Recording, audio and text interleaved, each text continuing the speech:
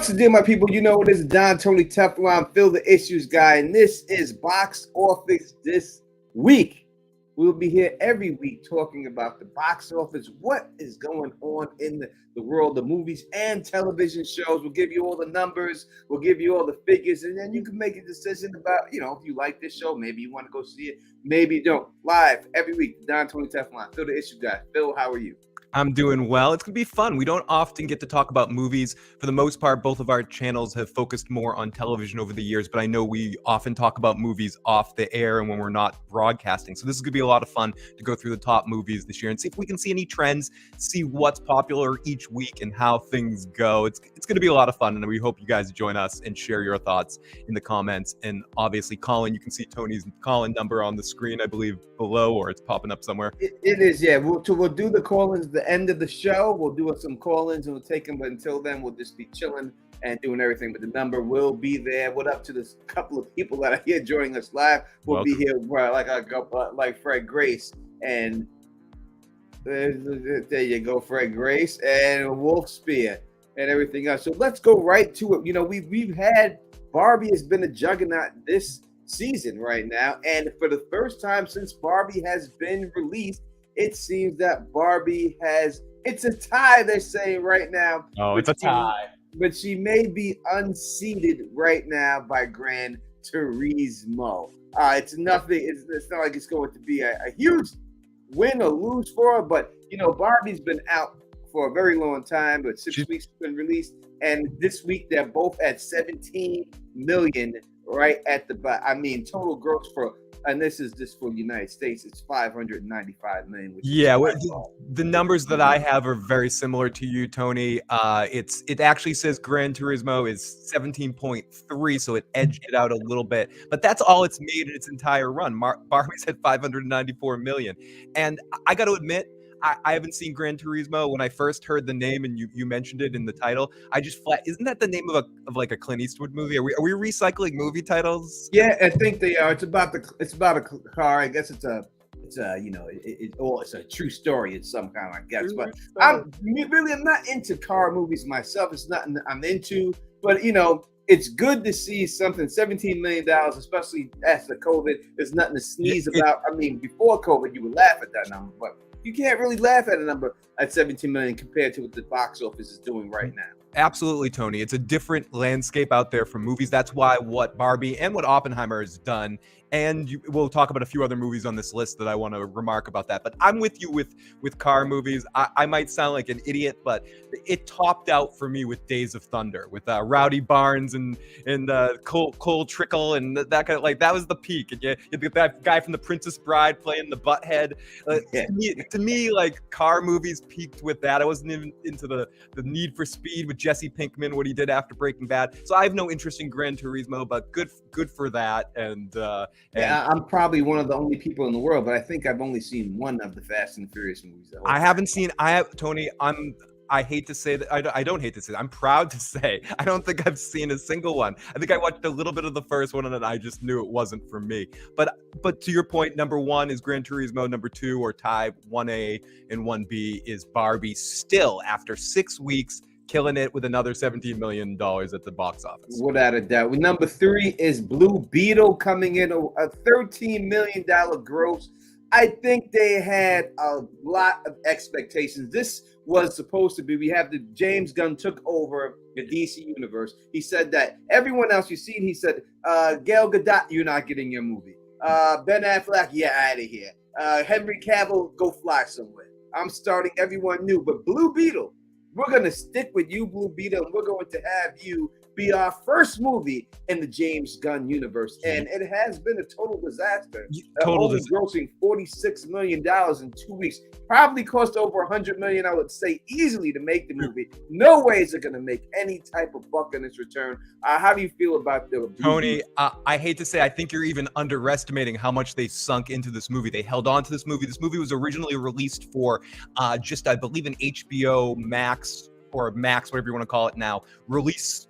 Not even in the theaters, but they changed it and ended up guiding it to be a theater release. James Gunn, yes, this is the first movie in his situation, but he he's gone on specifically to say, actually, the Superman one's going to be the first one I'm actually writing or working on. This is stuff he's collected. And the only other one that they're still doing is the Aquaman thing, because they just have sunk so much damn money into that. It's the sunk cost fallacy here. But ridiculously, I feel bad because I really like Miguel. I don't know the actor's name, Xylo, what his name is or something. I like him from Cobra Kai, and that can only be, that's what it screams to me. They know the popularity that Cobra Kai still exists. If we go to the top TV results, it's probably still in the top 20 somewhere right now. So they were hoping that his fame would sort of build off that as a new generation. And I hear it's a decent movie. I haven't seen it, but I hear it's a decent movie, but it's just nothing special. And people just have superhero fatigue at this point. And when you look at a Blue Beetle type movie, it's not a main superhero. You know, it's a fringe superhero in the DC universe. I know that people do like the character in the cartoon, the animated series, but it just seems like DC, from what this can't, let me put this out there. The DC animated movies are amazing. Yes. They do a great job in animation, but when it comes to live action, they suck. Tony, and I don't understand how they can't get that right. The biggest problem that they did was not just make individualistic movies. Not everything has to be a shared universe, because to your point, not just in the movies, back in the 90s, early 2000s, they cornered the market before MCU did it, before anyone did it.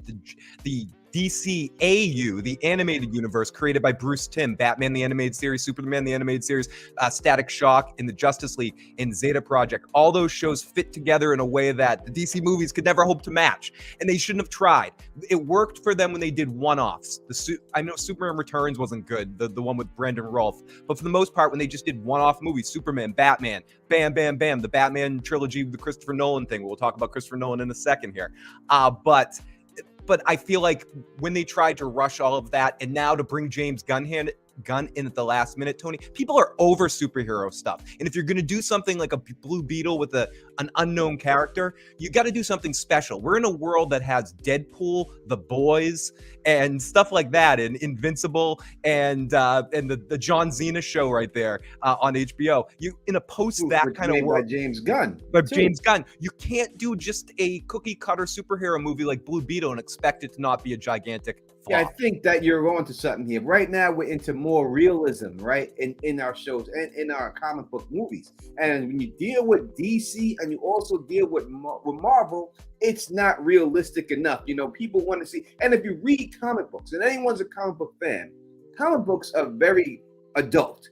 They have sex in them. They have a lot of blood in them. There are people getting killed, cities getting killed. And they have dumbed this all down in the TV shows and the movies to try to appeal to a wider audience. If you're going for that comic book audience, we want to see the blood, the guts, and the superpowers. That's what it's all about, you know? So that's why I think that when you look at a show like the original Daredevil that was on Netflix, that's what made it so popular, the grittiness, the realism of it. And that's why we liked it. And I think they've gone away from that ever since the first Avengers movie was such a success by not doing it. They've always tried to get away from that, and they make every superhero character make jokes, and everyone's everyone's funny. Not everyone's funny in real life. Nope. So why would every superhero be able to make a joke? I don't want to hear Captain America say, "That's America's ass right there." I don't want to see the Hulk making a dick joke and walking around without a towel in front of them. That's not funny to me. Tony, you know what I mean?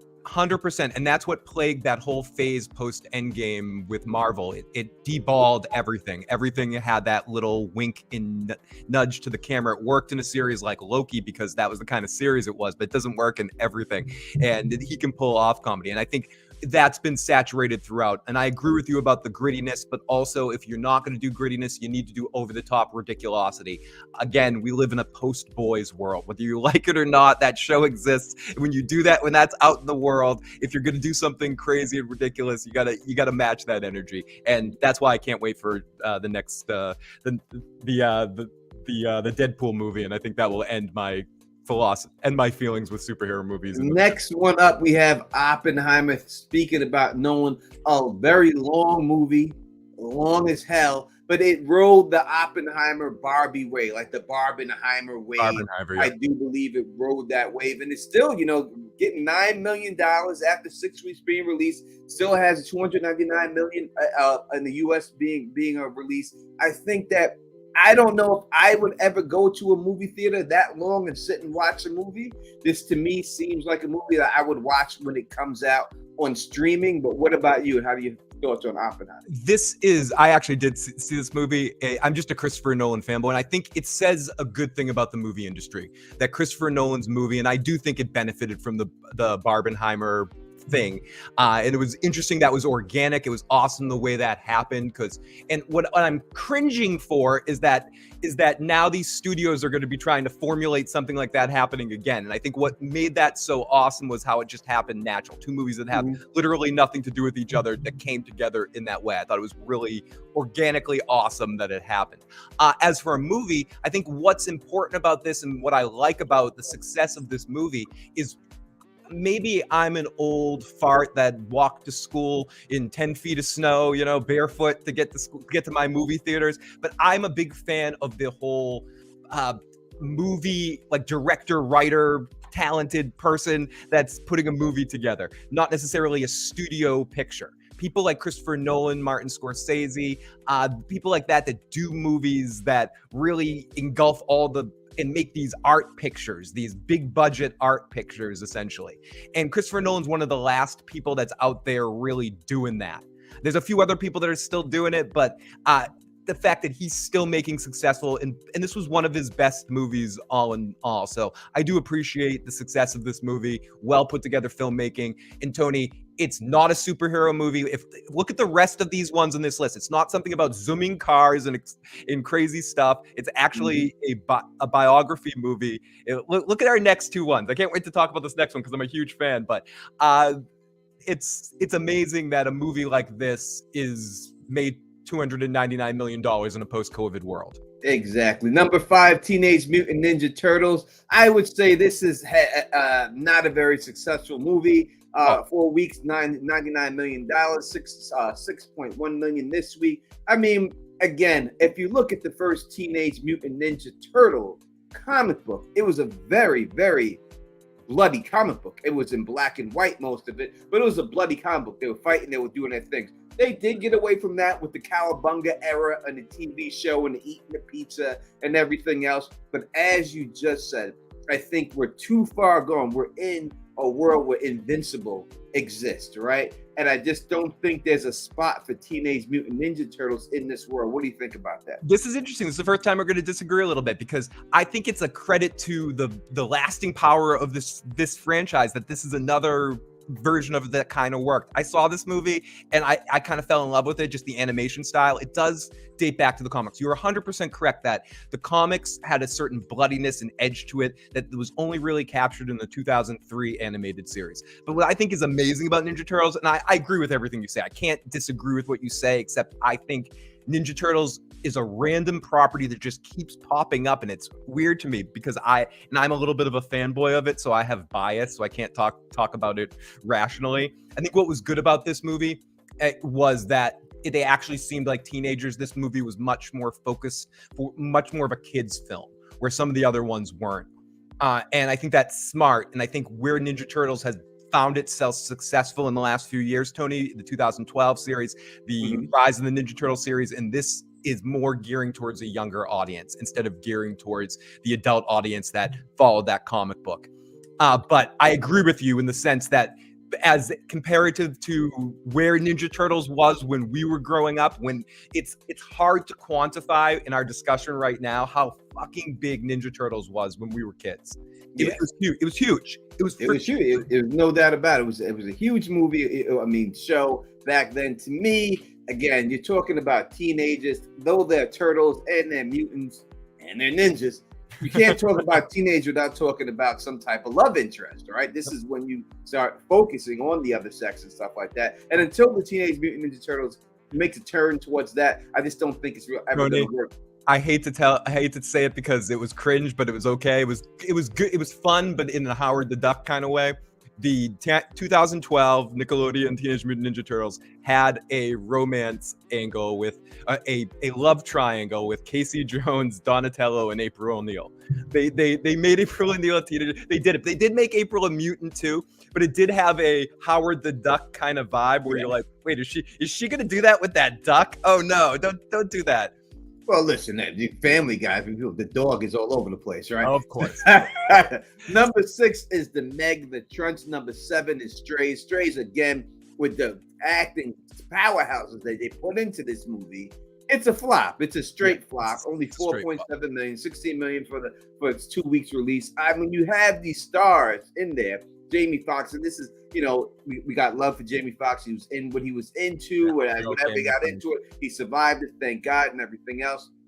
I got nothing but love for Jamie Foxx. But again, when you have these star powers, you're banking on these stars, and you got them, Will Ferrell, Jamie Foxx on there as a dog movie, a talking dog movie. Now, they had some success a couple of times with that. I think they went back to the well one too much. Meg, I can't really talk about. To me, it's a cocaine bear type movie. So for 74 million is got to be a major success for a movie like that. It's amazing to me that Jaws played itself out so bad with Jaws the Revenge that to do another killer crazy shark movie, they had to rename it. They couldn't just make this like Jaws 2000 and make the Back to the Future thing come true. But I agree. I think Meg is all these movies, is building off that initial burst that Snakes on a Plane and Sharknado had.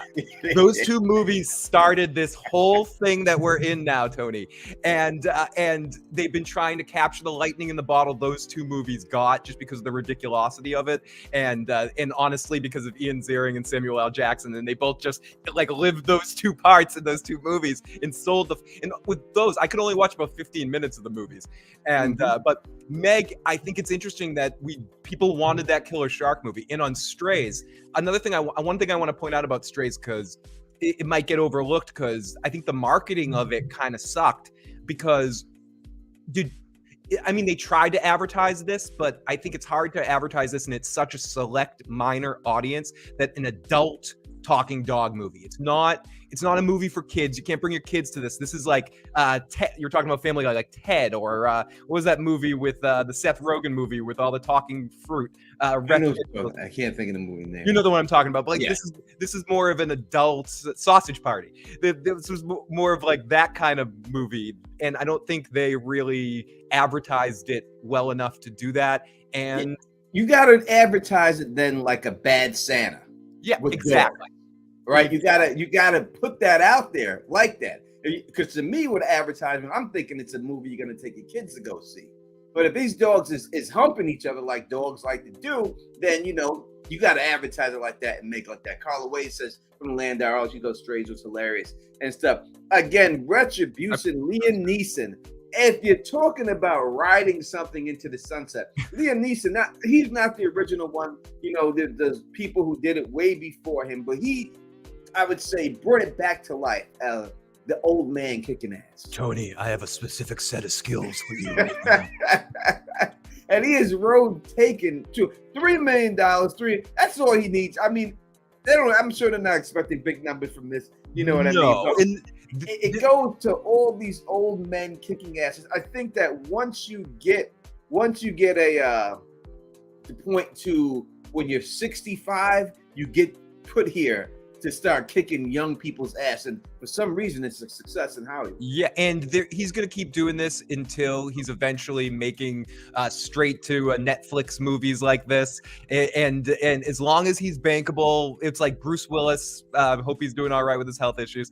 It's like Bruce Willis. By the end, he was any movie that got him trapped in somewhere, and he had to beat up all the guys. That was like a Die Hard clone. He would do even the Die Hard sequels, but down to the end of those last couple of Die Hard sequels that he was sleepwalking through. And Liam Neeson, as much as he does push himself with some acting roles here and there, he knows what he's bankable for, and he can always sell this. And he might not be the biggest star in the world, and he's still making residuals off Star Wars. Well, even that little bit appearance in Obi-Wan, you bet he collected a paycheck that's probably bigger than the weekend gross of Retribution. Yeah, without a shadow. Number 9 is The Hill. I don't know anything about The Hill, so I really can't say anything It's about on it. a hill. We know Yeah, it's that's it. And number 10 is Haunted Mansion, another flop by Disney. Now they have a ride named Haunted Mansion. Why wouldn't you put a movie named Haunted Mansion out during Halloween? Tony, this is the second one. They did this before too. I don't know if you know this. There was another Haunted Mansion movie. Remember with Eddie Murphy in it? There was Eddie Murphy did the Haunted Mansion movie. Like this is their second attempt. In this one, like God bless Danny DeVito. He's amazing in everything he's in. But like he doesn't do movies for money or to be successful now. They dust him off, get him off the set of Always Sunny, and they're like, Danny DeVito, go be in a Disney movie. And he's like, and I've heard good things about this movie from a kids movie standpoint, Tony. I hear it's good. I like the Haunted Mansion ride at Disney. I'm a fan of it. And I actually like the Eddie Murphy one in that bad era of Eddie Murphy movies, in the Pluto Nash era of Eddie Murphy movies. But this is to the point where Disney is struggling so much. And I'm sometimes a Disney fanboy with the old school era of animation, the original era, and then the golden age of Disney animation. And basically, it's sad that Disney's gotten to the point right now where they're like, okay, we've almost gone through all these remakes of our old classic properties. We've got, like, what do we do next? Let's start making. When do we get the Space Mountain movie? When are we getting the space? When are we getting It's a Small World after all the movie? It's coming because they are creatively bankrupt right now, and I love Goofy, Mickey. Look on my thing. I got Goofy. Goofy's right here. I love fucking Goofy. But Disney is creatively bankrupt at the moment. The only place that's making anything is in Pixar, and they keep making Toy Story movies because they can't make anything else. No, I'm sorry, but it's just like to me, it's just bad marketing. If you have a Haunted Mansion movie, you put it out during Halloween, or when they did that Netflix series and they showed like the making of the rides at Disney, and you did that, put it out then. During then, you know what I mean? So to me, it's more of a marketing issue, and I think that Disney has rested in the laurels too much. That's the top 10 of these right now. Let me remove this out of here, and we'll get our next things up there and everything else. But what about Barbie, real quick, before we pull up our next slide? What do you think about? Would you go see Barbie? I did see Barbie. Did you? Yeah, I did. Right. I thought it was a good movie. I thought it was well put together. I like the art style in it. The only thing that worries me about Barbie is, again, studios doing the piggyback effect. We're going to get the Risk movie in the Battleship, or we already got a Battleship movie. But you're going to see a bunch of movies based. We're going to get the Mattel shared universe. And I don't know if enough of the filmmakers will be as diligent in the filmmaking as the Barbie movie was, in the sense for satirical comedy and just having a message throughout the movie, where I think studios like to do that repetition, Tony, and I just don't want to see the next big cycle to be the board games and the Cabbage Patch. We got a Garbage Pail movie. Are we gonna get a Cabbage Patch movie now? As Carla Way says, I really want them to redo Honey, I Shrunk the Kids. There are movies that can be redone, and that would be a really good movie to be redone. I think they may have tried it a little bit. They tried with Rick Moranis was attached to the project for a while, and I think they did try to do one with Josh Gad. I believe. I don't know if that movie was canceled, but it will happen eventually. If you go to Disney World, Honey, I Shrunk the Kids is still a big part of the setup there, and I think that's a property that they're very happy with. I think they've been trying to lure Rick Moranis out of retirement with a good script, and they haven't been able to find it yet. Monopoly movie's coming. You know that Monopoly movie's coming. It's gotta come. I'm sure they're just trying to figure out exactly how to do They're casting the right little middle Mr. Monopoly. They got to get the same guy that will play in the Mr. Peanut movie. It'll be the same actor. Mr. Peanut. How would they do the Mr. Peanut? You know the Mr. Peanut movie's coming. How would they do a Monopoly movie? I guess you could do it in a funny way where you had a bunch of business developers get hosed in a weird sort of game where another rich guy invites them to the house, like Clue, and then you have a bunch of rich developers all get into a house, and then they're competing in a big game to try to whoever whoever takes over the city the first gets $1 trillion and owns Australia or something, and then they all have to compete in some Maybe sort of. maybe they'll get a He-Man movie if they're going through things like that. Maybe they will put a He-Man movie out or something like that. Right now, we are going to take a look at the year-to-date of the numbers. Year-to-date, how much money these movies have made, if I could actually find it myself here. That's not it. That's it. Did I get rid of it? I think it popped up for a second there. I think I'm just deleting stuff right now by accident. I think it's gone. Mousetrap. Yeah, we need Mousetrap the movie. I'll stall for a bit. I think if Snow White live action movie underperforms, hopefully Disney will lay off the remakes, because I think the Disney audience, for whatever you want to say about Disney throughout history, what made them successful initially was Walt Disney taking chances with animation. It was a shock when the original Snow White won the Oscar, or when Fantasia came out, or when all those movies, he was pushing the envelope. And even in the 90s, where people were like, animated musical movies can't be successful, and then bam, the fucking Lion King kicks the fucking ass, Aladdin kicks fucking ass, Beauty and the Beast kicks fucking ass, Little Mermaid kicks ass. And I think Disney needs to get back to that, or just concentrate on the parks. Just shut the fuck up, concentrate on the parks, because whatever you're doing now is not working. No doubt about it. This is the worldwide 2023 worldwide box office. We still got Super Mario Brothers on top. Barely $1,359 million, but Barbie right behind it. Did you see the Mario movie? I did not. I did see the Mario movie. Actually, I did watch it. I understand the appeal of it, but to me, I can't really mess with it. $1,342,000. I think it's a guarantee that Barbie does become the worldwide box office movie this year, which is a great thing. I mean, you have a female director, female empowerment movie, something that people didn't think that a lot of people want to go see, but it did work out for them. So I feel good about it. Number 3, shockingly to me, is Guardians of the Galaxy Volume 3. It was pretty good. It wasn't as good as the first two. I did enjoy it. It was a Rocket story, focused mainly on Rocket, and I don't know. It's interesting to me that I agree that it's that high on the list, that it's even outperformed Oppenheimer. I mean, if you look at on the rest of that list, you see how low down there that Ant-Man is, and even that's considered a flop, and it's still the top 10. That's a tremendous flop. Just like if we go down the list a little bit, Oppenheimer $700 million, Fast X $700 million, Spider-Man Across the Spider-Verse $600 million. I think they were expecting a little bit more, but still, to me, that's solid.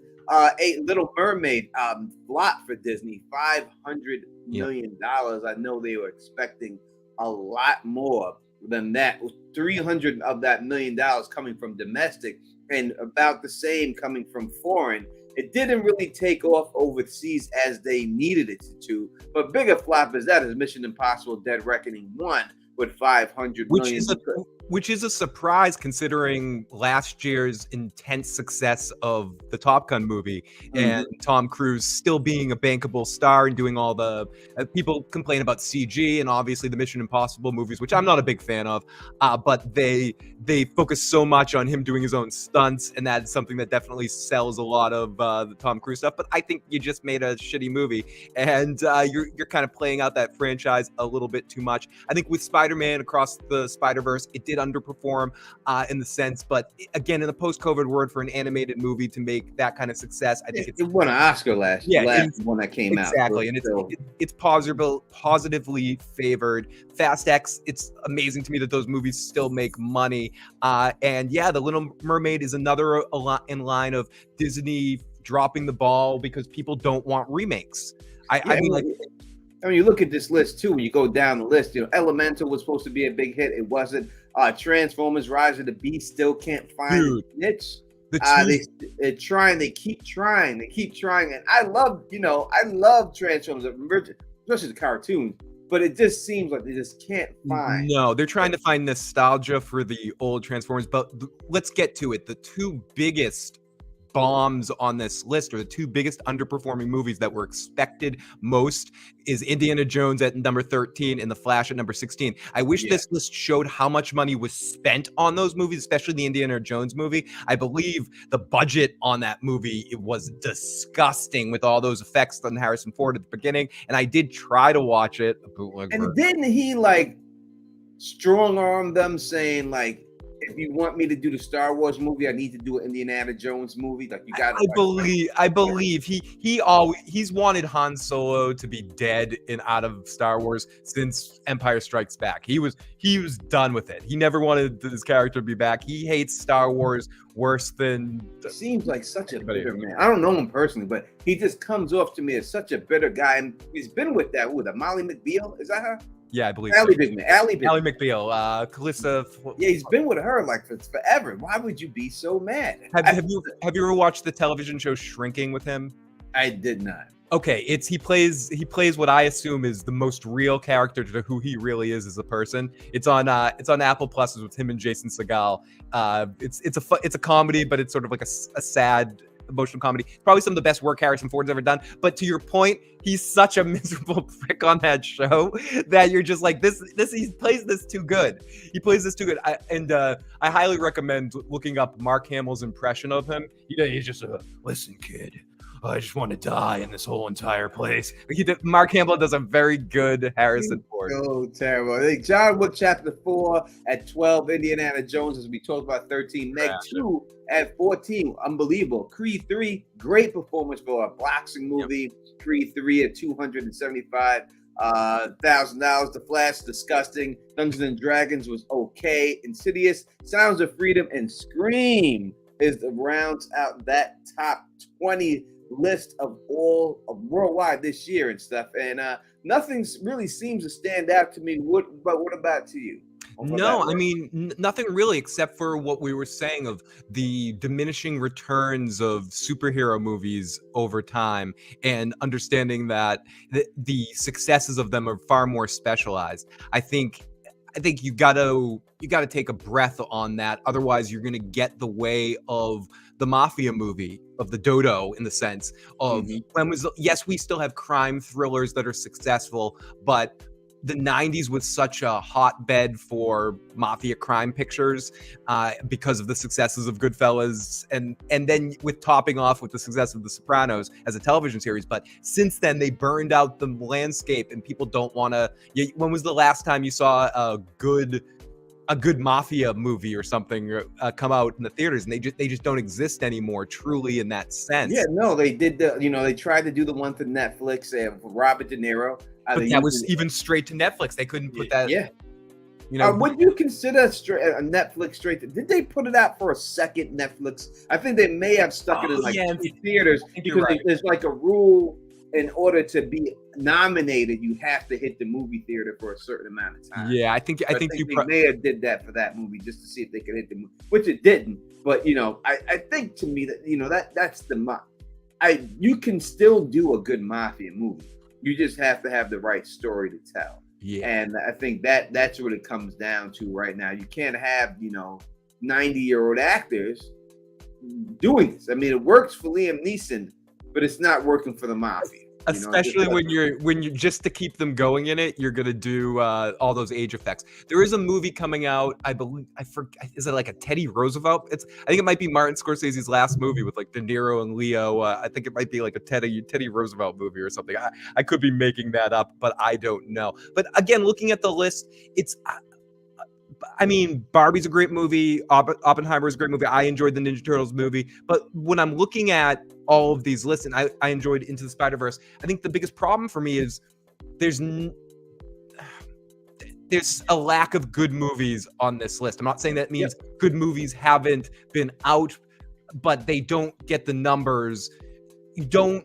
Because of the fact that every picture has to kind of be a big blockbuster to get people to the theaters, you don't get art pictures that do surprisingly well, like a movie like Limitless in the early 2000s that came out that was out of nowhere and just happened to have a couple of successful weekends, which ended up spinning off to a TV show because of the surprising success of it. You don't see that as much now because most of these movies have some big, huge production to it. Even Oppenheimer, that is a art picture and a deep drama, obviously has some big sort of selling point from an action standpoint. When you go to the theater and you see it, it's a sad scene. It's intense, obviously, and real, but it's still is spectacle. You need spectacle to bring people to the theater. And I think that when it comes down to it, especially after COVID, me personally, when I talk about going to the movie theater, why would I go? I have a 75-inch TV in my house. I have a Bose surround sound system in my house. I can play Adobe Atmos in my house. I'd rather be able to sit home on my couch with no one coughing around me, no one saying nothing, turn my lights out and watch the movie in my house. And I think that I'm not the only one out there. I think that hurts these movies and these people going out to seeing. Now, I know this is a movie theater experience, but I don't like the movie theater experience. I don't like people saying stuff about the movie. I don't like little kids jumping up and down out their seats. You know, I understand people want to be around groups. I don't like people clapping when I'm trying to listen to something.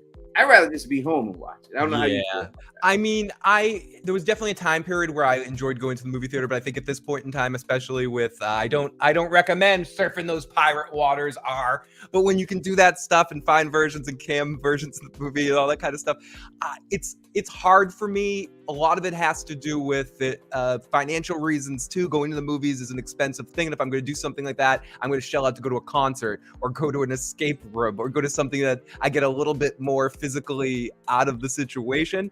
And also, Tony, to your point, the systems that even me with having a limited system and not something as expansive as like what Tony has or my cousin David has, like these big sound systems, like when you go to their house, you're like actually watching a movie theater. I still have a 60-inch television sitting on my wall that I can turn my lights down and have a crazier experience than young me that was sitting in the movie theater paying $9 to go to the movies every week that could possibly imagine. And to add on to that as well, I don't want to sound like a cheapo depot here, but the popcorn and all the stuff that you get, I'd rather just, throw some shit in the microwave. Listen, if you like to smoke marijuana, you can do it at your house. If you want to drink beer, you can do it at your house. You can pause the movie, you can go to the bathroom. There's a lot of benefits of being at home. And I think that they're losing a lot of business because of that. I think the movie industry needs to work on a pay-per-view expense where you can go and purchase the movie when it gets released at your house for say $60, like it would be on a pay-per-view, and then add that to the box office, and I guarantee that movie, their numbers will go up. Listen to the guy, Tony Teflon. I know what I'm talking about. And I'm going to add another feature to that as well, because I think you're really right. I think if you added the ability for that person that purchased that $60 block of a movie to go sit in the theater as part of it, if you made an appointment at a theater, in that $60, you would get a right to like one theater showing as well. I think you'd see more people returning to the theater and spending more money at the concession stand is where the movie theater actually makes their money. That's the thing that people in the movie industry or work at the theater say, oh, you complain about the concessions, but if we didn't get the concessions, the movie theater doesn't make money off the movie ticket sales as much as you think. They make it more off the concession sales. That's why they jack up the prices.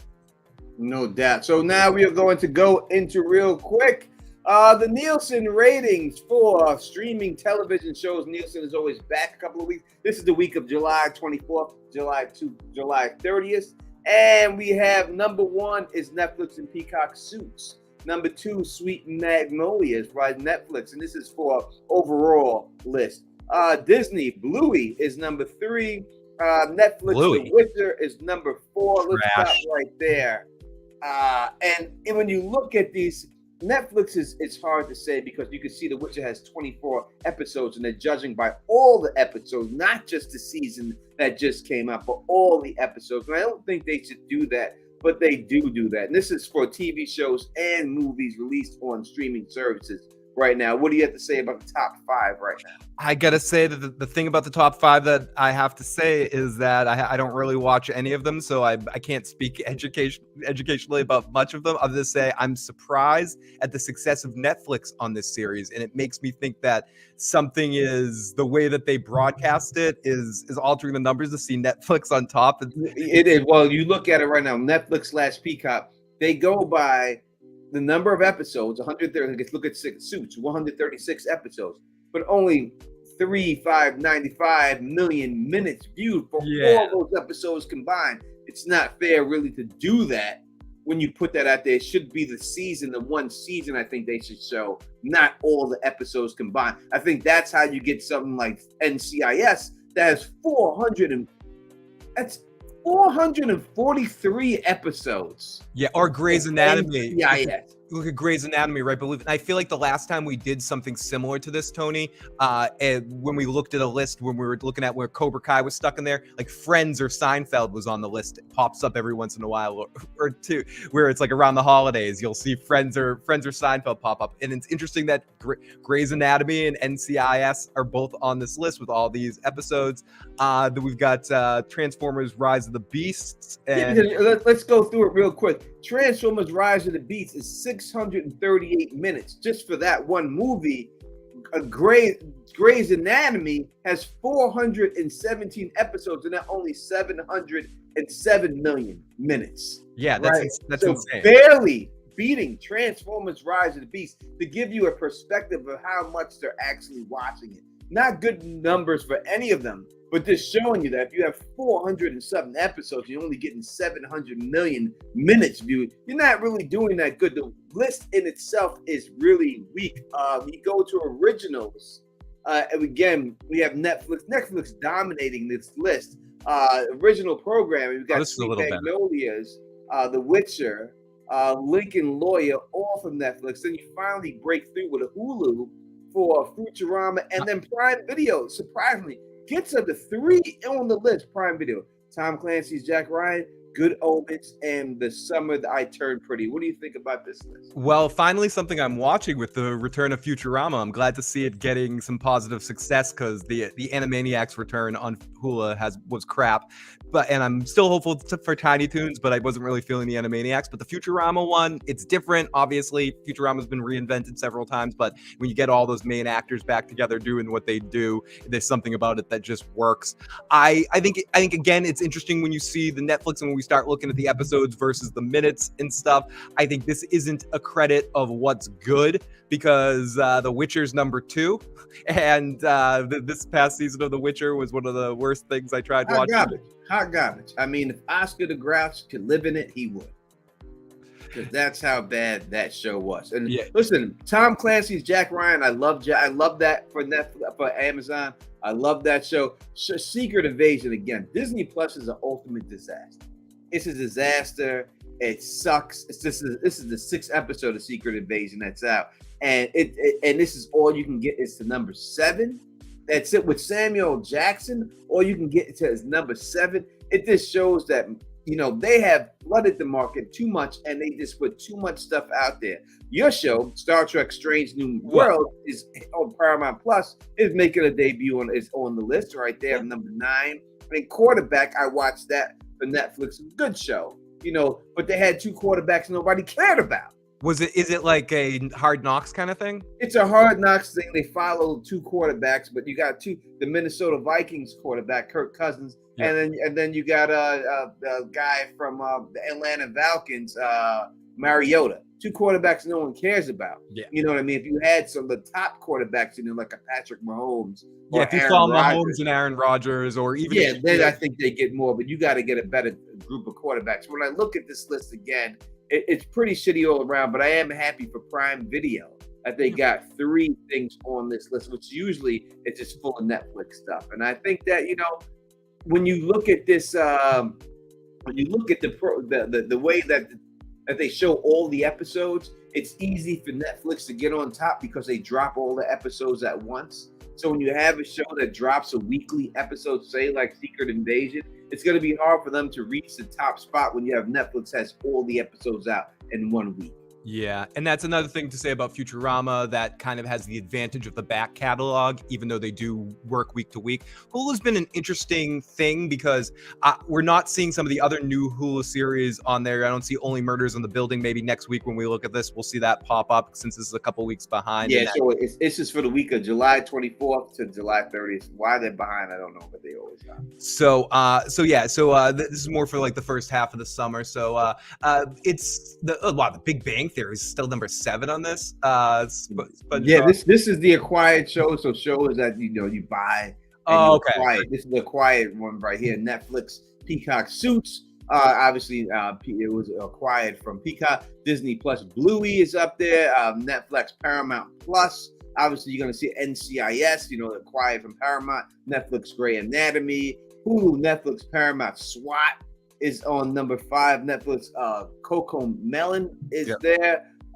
Max finally makes the list with The Big Bang Theory.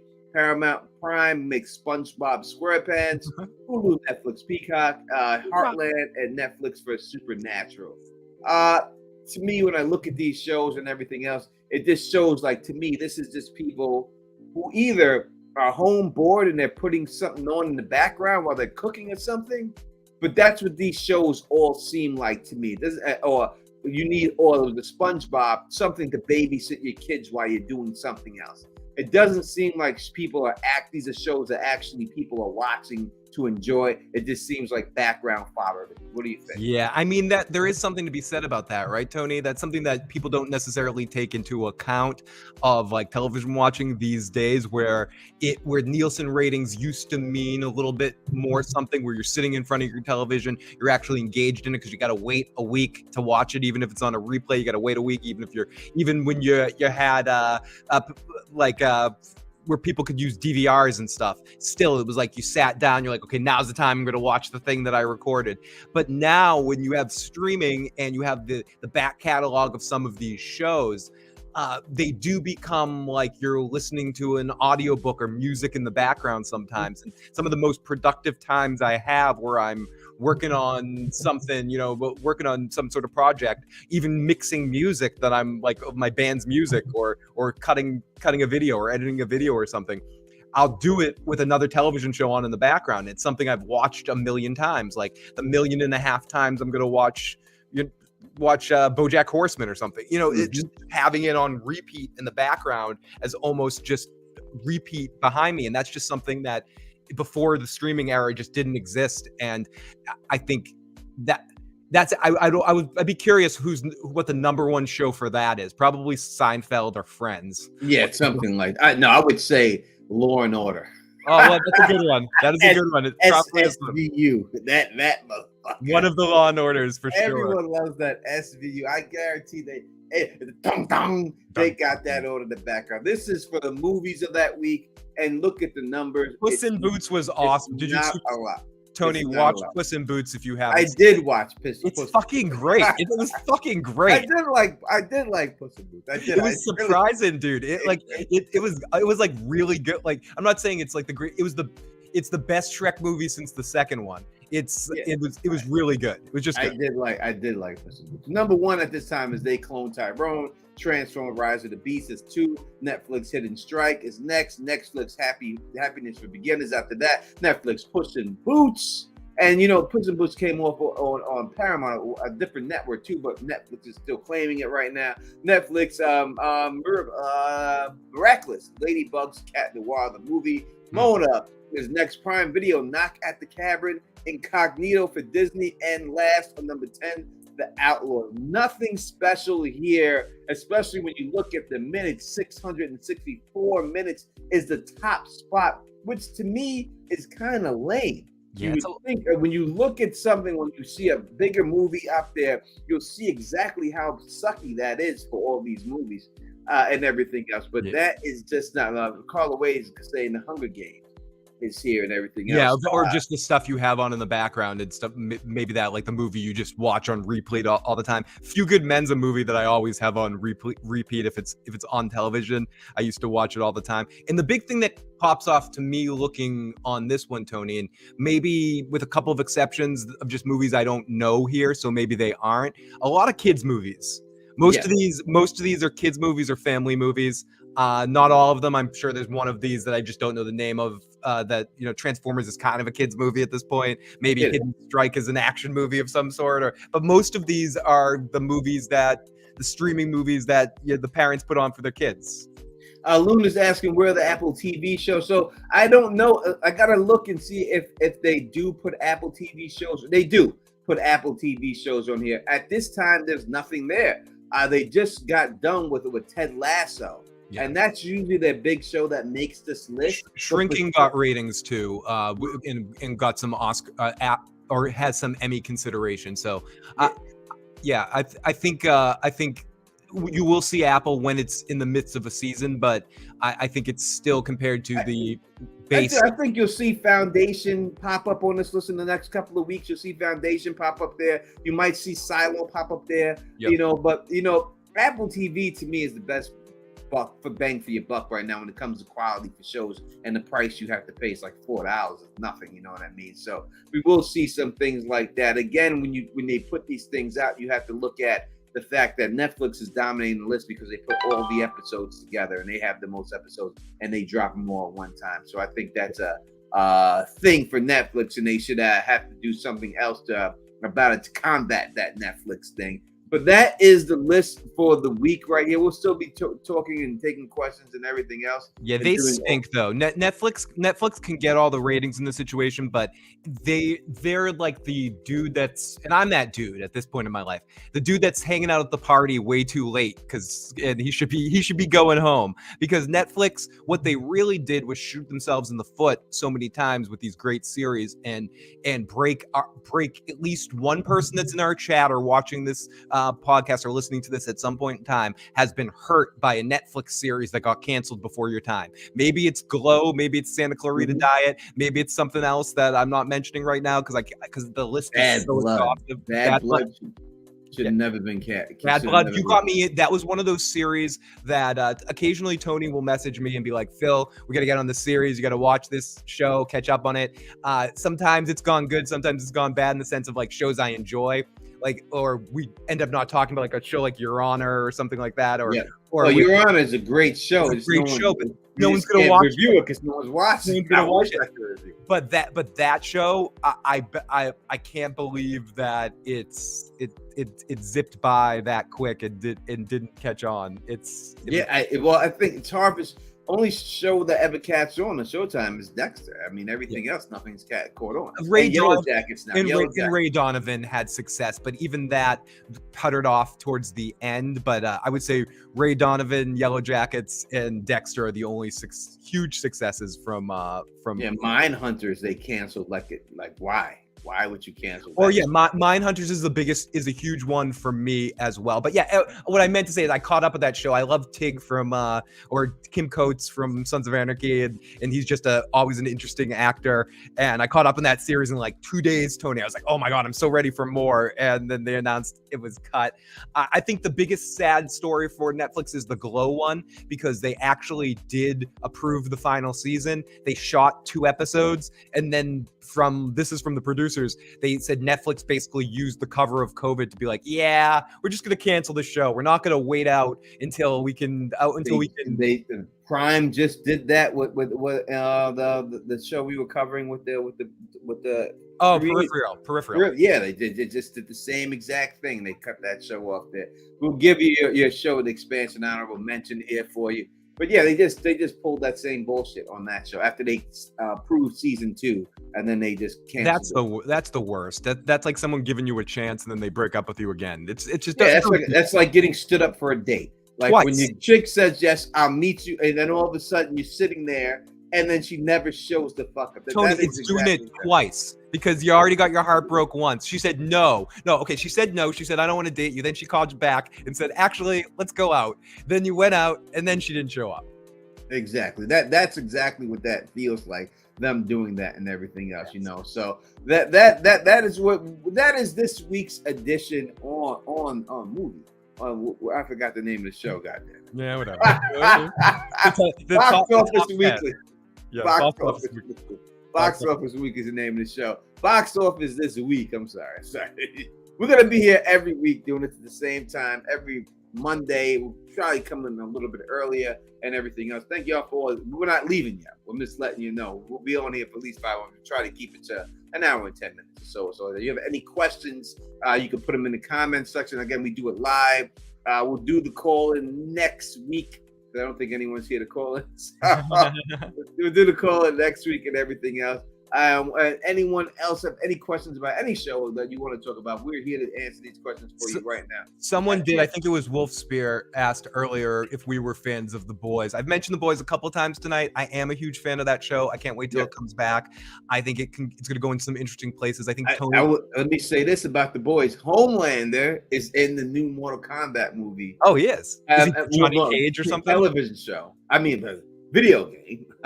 He's in there. Oh, he's actually a character you can use. He's a character in the video, and Omni-Man is also. Oh, both of them are in Mortal Kombat 1. That is amazing. So if you are fans of those, you could definitely go buy that video game, get the downloadable content. They will be there in order for you to fight.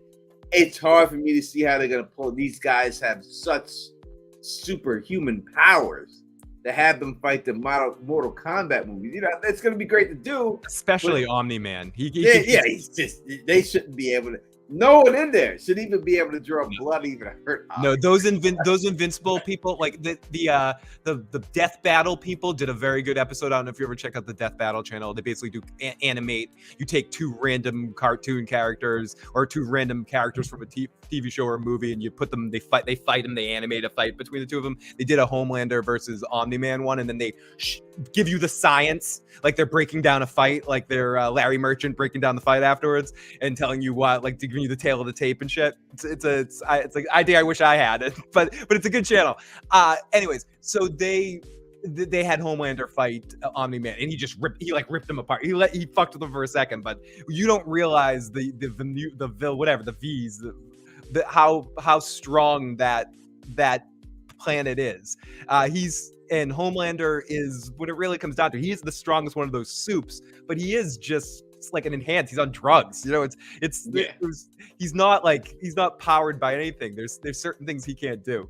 Yeah, Snowfall was epic. I love Snowfall. It was a great show. Phil just did go check his channel. He just did a stream about the top HBO shows and ranked all of them and everything else for the tier shows and everything. And I'm going to go on Phil's channel and we're going to redo that list because a couple of them a little bit crazy there. I think you put a little bit too high. Some of these shows didn't deserve to be high on S tier or nothing. There's only like 4 S tier shows on. I mean, ultimately, the end of the list ended up with the only S tiers: The Sopranos, The Wire, Rome, and I also put Oz there because I'm biased to Oz, but realistically, Oz probably is B. Yeah, it's not on the level of those shows. It's the first season is, but my cousin Pete, who was listening in the audience, he said it perfectly. He said Oz season 1 is S tier, seasons 2 through 4 are A, and then the last 2 seasons are F.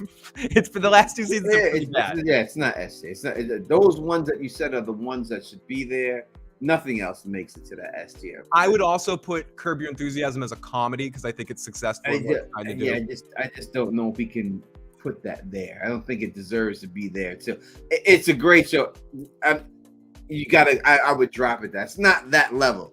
You know what I mean? I would drop it down, me personally, to a next tier down. True Blood. What we should do is redo it in a sense, but not necessarily stick to just HBO. Like get a pool of like 20 shows, or just go to the IMDb and take the top 20 ranked highest rated shows of all time, and then put a tier list of all of them or something like that. We'll do something like that in the next couple of weeks. Yeah, I got a plan. We'll do it like I did.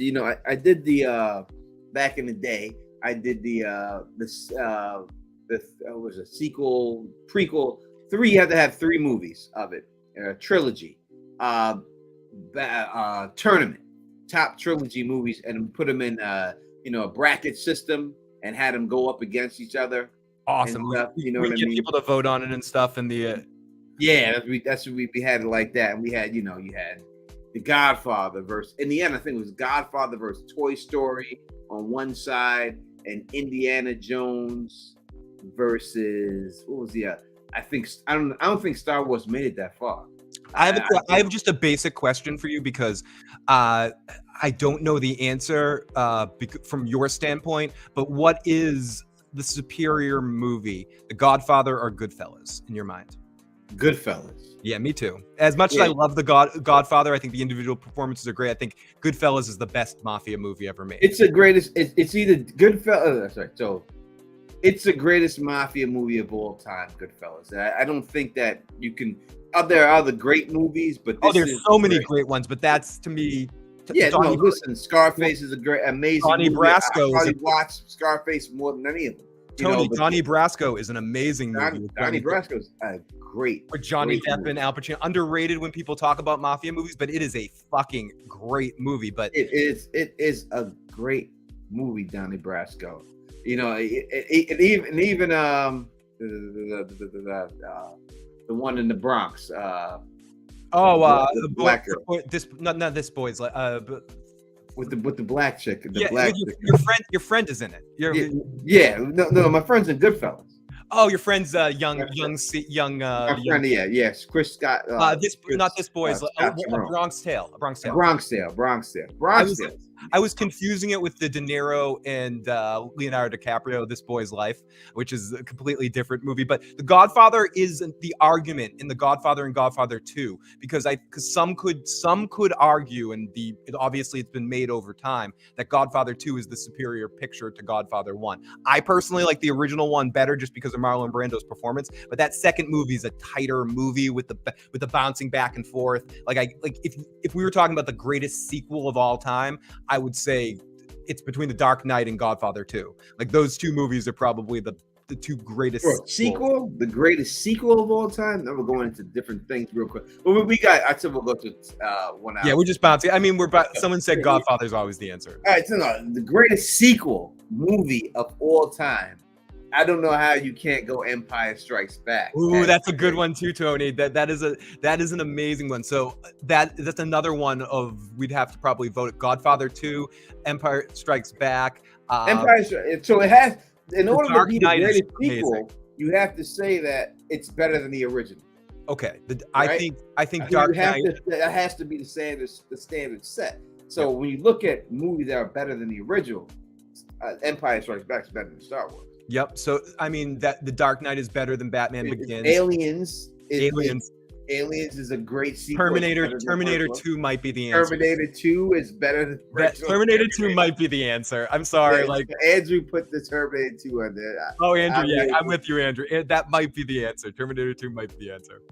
It could be there. Terminator 2 is definitely got to be considered. We'll do that video at a point in time too. Do a greatest sequels one where we do a full. With that. There's a lot of them, but Terminator 2 is up there. I mean, Indiana Jones and the Temple of Doom, is that better than Raiders? It is, but Last Crusade's better than Temple of Doom. So it's not the best sequel, unless we're doing like all three movies. The best trilogy of all time, the most orchestrated trilogy of all time, for me is the Lord of the Rings one. I think it's the one that Lord of the Rings did make it, I think, to the front. But listen, I'm gonna be honest.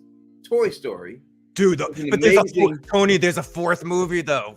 Let's go with the first three. Okay, then it might be Toy Story. Toy Story is a great three. I don't care if it's a cartoon. Listen, Tony. Toy Story as movies is a great trilogy. Tony, that third movie, spoiler alert to everybody, when they're almost burning in that fire, I can't watch that without crying. I don't know why. I lose my mind crying like a little child, like when they're don't let the toys burn, when they're reaching for each other. Oh my goodness. But yeah, I would agree with you, Tony. That's an excellent. It's amazing. It's an amazing movie, regardless of it being a cartoon or not. It's an amazing trilogy of movies. Those Toy Story movies.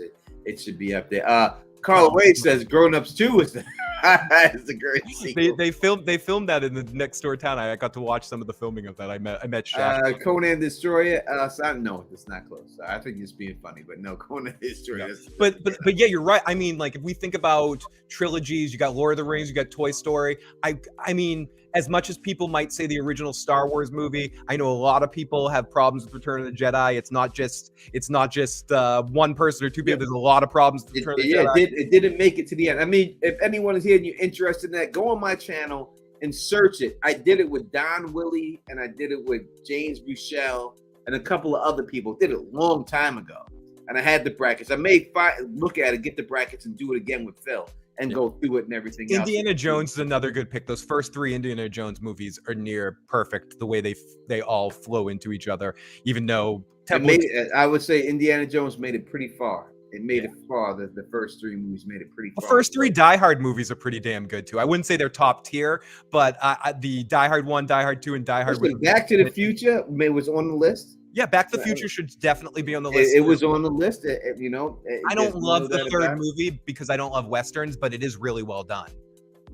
And that's where it really comes down to when you rate trilogies and everything else. Like it comes down to that third movie is the one that really messes it up, and where you get like when you did Star Wars, the first 2 movies, but that Return of the Jedi is what brings it down. Batman, I might say The Dark Knight is the best sequel movie of all time. That might be my pick in that stuff.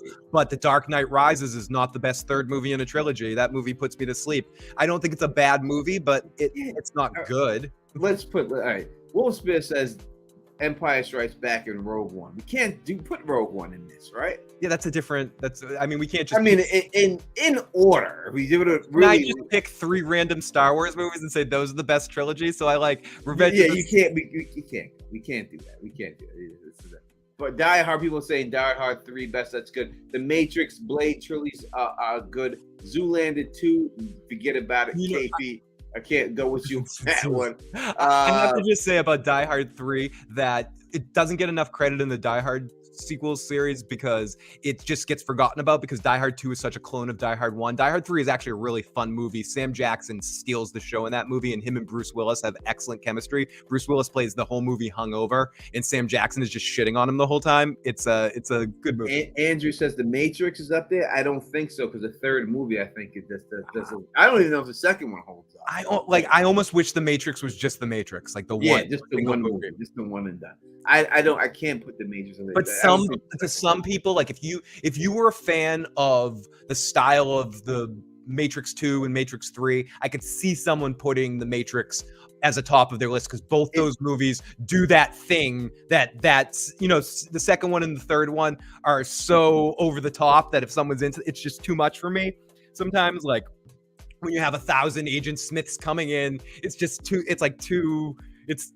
ridiculous for me. Like I like the groundedness in threat of saying it in a different way of the first movie where it felt a little bit more like a personal picture. The other 2 movies are too Twin Peaks for me, too surreal. Maybe I'm not smart enough to get them, or just want to. But yeah, the sequels were a little bit of a disappointment for me.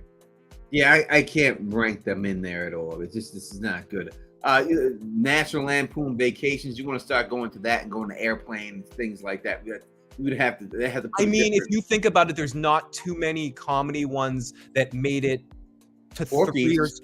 I mean, Police Academy. You could say Police Academy. When it takes those first 3s. I mean, but I would say if we're talking specifically about like comedy movies like that were successful with trilogies, it's tough. Like that were actually successful. That is a good pick as one that actually managed to keep all 3 of those movies pretty good. No doubt about it. But I say Porky's is there. I like. Yeah, no, I like the Porky movies as well. For what it is, you get one with Corey Feldman. Was that the third one where you have like the giant alien that's friends with one of the kids and he's giving him sandwiches or something? People say Beverly Hills Cop. The third movie's kind of trash. Yeah, the first 2 movies are good, but the third one at the amusement park. And usually when it comes to trilogies, that's where it hits. It's the third movie. Even when you deal with aliens. We do aliens. The third movie is usually when it doesn't hold up. And when you get that great third movie, that's when you get, the great trilogy of all time. We'll do it all over again. If you want to look at it, it's on my channel. You'll see me. I was extremely skinny back then. I'm on here, my boy Don Willie. Was that in your smoking days? Yeah, it was. It was. That's probably 7-8 years ago. And it took we shot it 3 days to shoot the whole thing and everything. But yeah, I made up the whole thing. I made up the brackets and everything else. And it was 4 of us that were there. It was me, Don Willie, Jerry Steamboat Targaryen, I think maybe LT Giles. So we all picked, and then when it was done, whatever had the most votes moved on. So that's just the way it was. You know what I mean? So it wasn't like it was whatever it was. You know what I mean? So some things I didn't agree with myself, but the way the vote goes is the way the vote goes. Yeah, sometimes you just have to give in to what the audience is picking. And that's just the way. What up to Jackie C? What up to everybody? All right, we're going to get up out of here right now. We try to keep it to an hour and 10 minutes on these streams. We'll be back again next week. We'll be here every week. We're going to do this every week. Hopefully, we can get this thing popping. Box office this week. Make sure you subscribe to the Don Tony Teflon, Fill the Issues Guide. And you know what I mean? Phantasm, someone's throwing. We didn't even bring up the Friday the 13th movies. A fantastic. Or, I mean, like, if we talk about those horror movies and stuff like that, it's tough. I mean, if we're talking about high quality, I mean, it's tough to match it. I think because even in the Nightmare on Elm Street movies, if we look at the first three, for instance, yeah, the second one's kind of trashy. The first one and the third one's good. The second one is off that's the story. Breaks the mold. Usually it's the third one that sucks, but the third one was probably better than both. Third one's my favorite one with the dream powers and each one of them getting the different skills and stuff. I'm a huge Nightmare on Elm Street fan. I was talking a little bit about that last night with the Freddy TV show where he wasn't a part of it and he was like the crypt keeper. But the first one is really good, but then the second one kind of sucks. With Friday the 13th, Jason doesn't even get his mask until what is it? The third movie? I think the second movie he has a bag. The first one, because the first movie's the mother, second movie's the bag, third movie's the mask. And the fourth one is Corey Feldman killing him for the final time, and then he comes back, and in the fifth one, which is good, and then the sixth one they have the battle between him and Carrie, basically, like the girl that has like the Carrie powers, and they had the battle between the two of them, and then Jason takes Manhattan, which occurred mainly on a boat, not in Manhattan. Silence of the Lambs. I don't know if I guess we consider it a trilogy, but I don't. With Red Dragon, Silence of the Lambs, and what was the third? With Hannibal? Hannibal. That would be Hannibal. Yeah. Yeah. I don't know. No. All right. If you like the way I do this, please thumbs up this, spread this across the realm. As always, subscribe. And until next time, you know who it is. Peace.